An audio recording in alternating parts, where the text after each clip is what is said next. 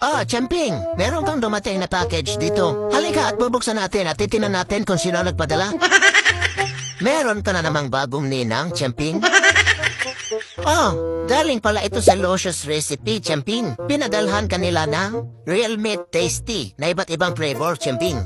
At meron pang kasamang egg yolk powder. Maganda ito at ang pagkain mo dapat may ganito, Champing. Oh, 2 piraso yan. At meron din silang pinadalang napakadaming steamy chomps.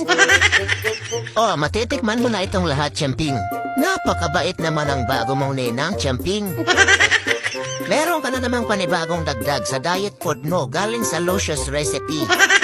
Ito yung mga bestsellers sa Luscious Recipe, ang Steamy Champs, Egg Yolk Powder at itong Real Meat Tasty. Oh, halika na at titikman mo agad itong Steamy Champs nila na chicken. Ganito nga yung laman niya, steamed chicken breast na mayroong mga nutritional additives. Samang-tama itong gawing treats or topper sa pagkain. At heto nga nagustuhan naman ang berdugo. Meron na naman karagdagang variant sa kanyang daily food routine. Ah, ano na, Champing? Pasado? Pasado? Bigatin talaga ang mga ninang mo, Champing. Oh, anong masasabi mo sa bago mong ninang? Mamamahagi ka sa mga kasamahan mo para bibigyan ka ulit, Champing. Abalang-abala si Champing sa itim na daga na iyan. Tuwang-tuwa na naman siya sa bagong toy na iyan dahil meron na naman siyang pagkakaabalahan. Basta mga ganyang toy talagang tuwang-tuwa si Champing. Wala na yung mga kalaro niya pero siya nagpapakapagod pa rin sa itim na daga na iyan. Tingnan mo naman kung gaano siya katuwa kahit solo flight lang maglaro. Oh, hindi ikaw ang kakain, Champing. Si tao number 2 dyan, bumaba ka dyan, Champing. Bawal naman sa iyo ang mga pagkain na yan. Gusto mo bigyan kita ng okra? Bumaba ka na dyan, huwag ka nang patingin-tingin, Champing. Mamaya-maya habang naglalaro sila ay nakarating na naman si Champing sa ilalim ng upuan. Sino na naman ang tinataguan mo, Champing? Siguradong nagbabakbakan na naman sila at heto nga lumawit na naman ang dila ni Champing. Oh, nakita mo nang napakabigat na ng katawan mo, nakikipagbakbakan ka pa, Champing.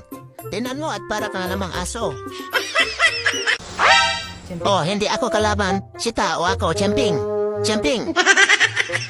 Halika rito, doon ka muna sa shifting lugar. Matapos ang bakbakan nila ng kanyang angkol, ay isinafety ko muna si Champing dito sa selda. Oh, ano ba ngayon, Champing? Panay ang bakbakan nyo? Daig nyo pa ang Senado. Halika rito at itinan ko na bangason ka, Champing. Oh, wala kang bangas. Kaya lang nabawasan ang mga balahibo mo, Champing. Paalis na nga si tao nung maganap ang bakbakan. Kaya ikinulong ko muna si Champing dito sa kwarto dahil baka hindi tigilan ang kanyang angkol. Pagdating ko ay saka ko siya kinausap.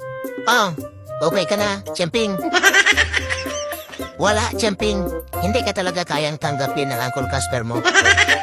Habang buhay kayong magkalaban, Champing. Kaya ang gagawin mo ay iwas ka sa uncle mo, Champing, kung ayaw mo mabangasan. Lalo pa ngayon na nilabanan mo sa uncle. Lalo yan manggagalaete sa'yo kaya huwag kang magkakamali, Champing. Ba't mo kasi nilabanan si uncle? Hindi ka magugulpe kung hindi ka lumaban, Champing. Sa mga oras na ito ay parang nakarecover na si Champing kaya ito naglalaro na naman siya sa kanyang toy. Ito nga ang kauna-unahang pagkakataon na lumaban siya sa kanyang angkol. Kaya lang pareho silang na-stress kaya kailangang bantayan ang barako at ang berdugong Champing.